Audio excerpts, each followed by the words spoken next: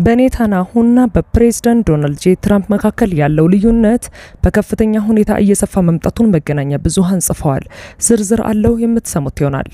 የአሜሪካው መገናኛ ብዙሃን ሲኤንኤን ትራምፕን አስመልክቶ ባወጣው አስገራሚ ዘገባ ባለፉት 2 ወራት ብቻ የአሜሪካው ፕሬዝዳንት ዶናልድ ጄ ትራምፕ ከኢራን ጋር ልፈራረም ነው፣ የሰላም ስምምነቱ ሊፈረም ነው፣ ኢራን እየለመነችኝ ነው፣ አሁን በ2 ቀን ውስጥ ሰላም ይመጣል፣ በ3 ቀን ውስጥ ሰላም ይመጣል እያሉ 38 ተደጋጋሚ ጊዜ ሐሰተኛ ሰላም ሊመጣ ነው የሚል ዜና ለአሜሪካ ነግረዋል ሲል አነጋጋሪ ዘገባ አውጥቶባቸዋል። በዝርዝር የምታደምጡት ሌላኛው መረጃችን ነው። የእስራኤሉ መገናኛ ብዙሃን ጀሩሳሌም ፖስት የእስራኤል ጠቅላይ ሚኒስትር ቤንያሚን ኔታንያሁን በተመለከተ እንዲሁም አስገራሚ ሰፊ ዘገባ ይዞባቸው ወጥቷል። ኔታንያሁ ከፍተኛ ጭንቀት ውስጥ ይገኛሉ ሲልም ጀሩሳሌም ፖስት ዘግቧል። ይህንንም በተመለከተ ጀሩሳሌም ፖስት ስለ ኔታንያሁ ያወጣውን ሰፊ ዘገባና በእስራኤል ውስጥ መነጋገሪያ ስለሆነው ስለዚህ ጽሁፍ በዝርዝር የማስደምጣችሁ ይሆናል። ሰላም ጤና ይስጥልኝ ክቡራን አድማጮች፣ አብራችን ስትቆዩ እነዚህና ሌሎች መረጃዎችን ታደምጣላችሁ። ለቻናላችን አዲስ ከሆኑ ሰብስክራይብ በማድረግ እንዲሁም ቪዲዮንም ላይክ በማድረግ ይጀምሩ። በቀጥታ ወደ ዝርዝር መረጃው። በዲፕሎማሲው መስክ ፕሬዝዳንት ዶናልድ ጄ ትራምፕም ከኢራን ጋር የሚደረገው የሰላም ስምምነት እጅግ የተቃረበ ነገ ሊጠናቀቅ ነው፣ ጦርነቱ ከነጎዲያ ከኢራን ጋር ልስማማ ነው፣ በሚቀጥለው ሳምንት ከኢራን ጋር ልንፈራረም ነው በማለት የሰላም አዋጅ በተደጋጋሚ ቢያውጁም ፕሬዝዳንቱ ምንም አይነት ተጨባጭ የሰላም ስምምነት ከኢራን ጋር መድረስ አልቻሉም ሲል ሲኤንኤን አስገራሚ ዘገባ አውጥቷል። ሲኤንኤን ፕሬዝዳንት ዶናልድ ጄ ትራምፕ ካሳለፍነው አፕሪል 7 ከኢራን ጋር የደረሱትን የተኩስ አቁም ስምምነት ጀምሮ ነገ ከኢራን ጋር ልንፈራረም ነው፣ የሚቀጥለው ሳምንት ሁሉም ነገር ያበቃል፣ ጦርነቱ ከ3 ቀን በኋላ ይጠናቀቃል በማለት የውሸት የሆነ ሐሰተኛ መግለጫን 38 ጊዜ መስጠታቸውን የሲኤንኤን መገናኛ ብዙሃን ባለሙያዎች ቆጠራውን አካሂደው ሐሰተኛ መረጃዎችን ፕሬዝዳንቱ በ2 ወር ብቻ ለ38 ጊዜ ማጋራታቸውን ይፋ አድርገዋል።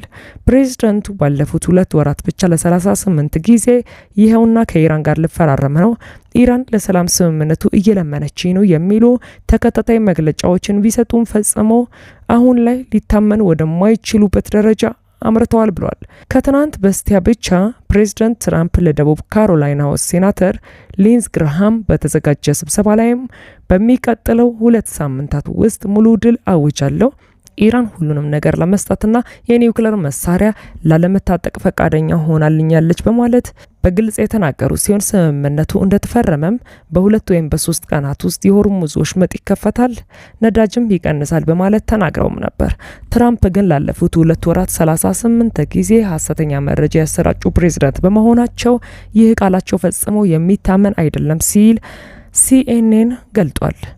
ይህ በእንዲህ እንዳለም በእስራኤሉ ጠቅላይ ሚኒስትር ቤንያሚን ኔታንያሁና በፕሬዝዳንት ትራምፕ መካከል ያለው ግንኙነት ውስብስብ እየሆነ መምጣቱን ተመልክቷል። ትራምፕ ለአክሲስ የዜና ወኪልና ለኤምቢሲ ኒውስ እንደተናገሩት እስራኤል በኢራን ላይ የምታደርገውን ጥቃት የምትቀጥል ከሆነ የእስራኤል ብቻዋን ልትቀር እንደምትችል ለኔታንያሁ አስጠንቅቄ ነግሬዋለሁ ብለዋል። ቤንያሚን ኔታንያሁ ብትጠነቀቅ ይሻልሃል፣ አለበለዚያ እኔም እተወሃለሁ፣ ብቻን ትቀራታለህ በማለት አስጠንቅቄዋለሁ ሲሉም ቃል በቃል ተናግረውም ነበር። ኔታንያሁ በቀጣዩ ምርጫ ላይ ስለመወዳደራቸው ዛሬ ሌሊቱን የተጠየቁት ፕሬዝዳንት ዶናልድ ጄ ትራምፕ ደግሞ ስለ ኔታንያሁ ዛሬ ሌሊቱን ሲናገሩ ኔታንያሁ አስደናቂ የፖለቲካ ሕይወት የነበሯቸው የጦርነት ጊዜ ጠቅላይ ሚኒስትር ናቸው በማለት በመግለጽ በፖለቲካ ጉዟቸውም ሊያከትም እንደሚችል ፍንጭ ሰጥተዋል። አሁን ጉዞው ሊያበቃ ይችላል የኔታንያሁ ነገር ግን ኔታንያሁ እስካሁን ከምርጫው ራሳቸውን ስለማግለላቸው ባይገልጽም ነገር ግን አሁን የፖለቲካው መቋጫ ነው ብዬ አስባለሁ ሲሉ ትራምፕ ስለ ኔታንያሁ ከስልጣን የመውረዳቸውን ጉዳይ ገልጸዋል።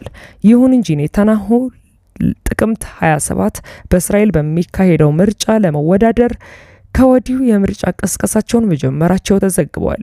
በእስራኤል ያለውን ሁኔታ እጅግ አሳሳቢ ነው ያለው የእስራኤሉ ጀሩሳሌም ፖስት በዘገባው ደግሞ ጠቅላይ ሚኒስትር ቤንያሚን ኔታንያሁ ከትናንት በስቲያ ሰኞ በሰሜን እስራኤል በሰጡት አስቀድሞ የተቀረጸ መግለጫ ላይም በቅርብ ዓመታት ወዲህ በተደጋጋሚ ሲናገሩት የነበረውን የፍጹም ድል ወይንም ቪክቶሪ መንፈስ የጠፋባቸውና ተስፋ የቆረጡ መስለው ታይተዋልም ብለዋል።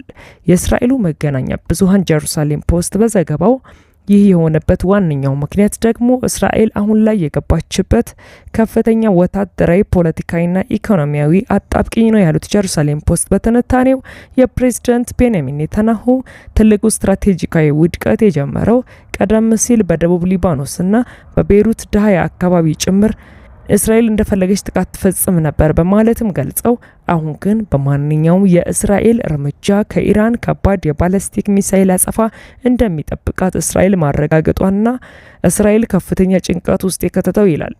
እስራኤል ከዚህም ባለፈ ሀገሪቱ በኢኮኖሚ መዳከሟ በተለይም የህዝቡ በተደጋጋሚ ጦርነት መማረር፣ የደህንነት ተቋማቱ የስራ ጫናና ከሁሉም በላይ ደግሞ የአሜሪካው ፕሬዝዳንት ዶናልድ ጄ ትራምፕ ከኢራን ጋር ሊፈራረሙት ያስቡት ስምምነት እስራኤልን የሚያገል ተደርጎ ከወዲሁ መታሰቡ ኔታንያሁ ከፍተኛ ጫናና ጭንቀት ውስጥ ከቷቸዋልም ብሏል።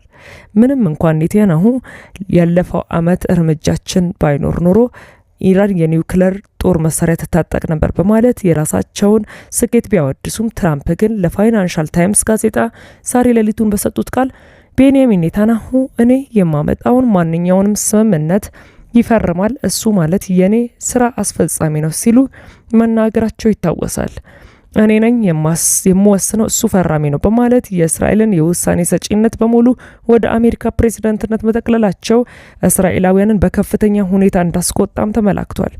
የፖለቲካ ተንታኞች ስለ ሁኔታው እንደሚያስረዱት ኔታንያሁ የራሳቸው የፖለቲካ ስልጣንና ከህግ ተጠያቂነት ለማምለጥ ሲሉ ራሳቸውን ሙሉ በሙሉ ከትራምፕ ጋር አስተሳስረዋል በማለት የእስራኤሉ መገናኛ ብዙሃን ጀሩሳሌም ፖስት በከፍተኛ ሁኔታ በሰላ ብዕሩ ኔታንያሁን ተችቷቸዋል።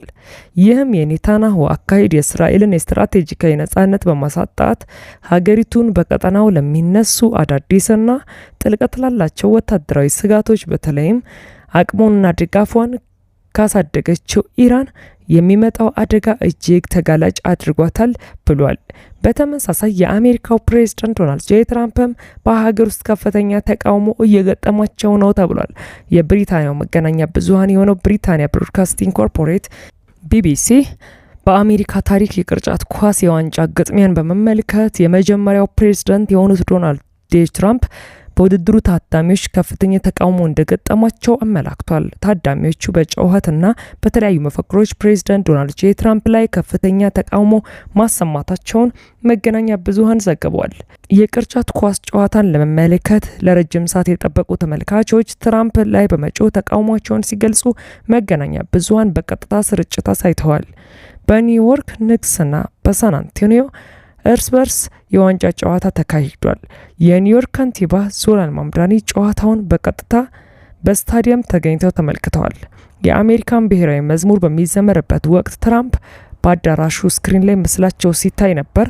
ታዳሚዎቹ ከስክሪን ላይ ምስላቸው ይነሳ በማለት ትራምፕ ላይ ተቃውሟቸውን ነው ያስተጋቡት። ትራምፕ ጨዋታውን የተመለከቱት ከልጅ ልጃቸው ካይ ትራምፕና ከኔክስ ክለብ ባለቤት ጄምስ ዶላን ጋር በጋራ በመሆን ነው።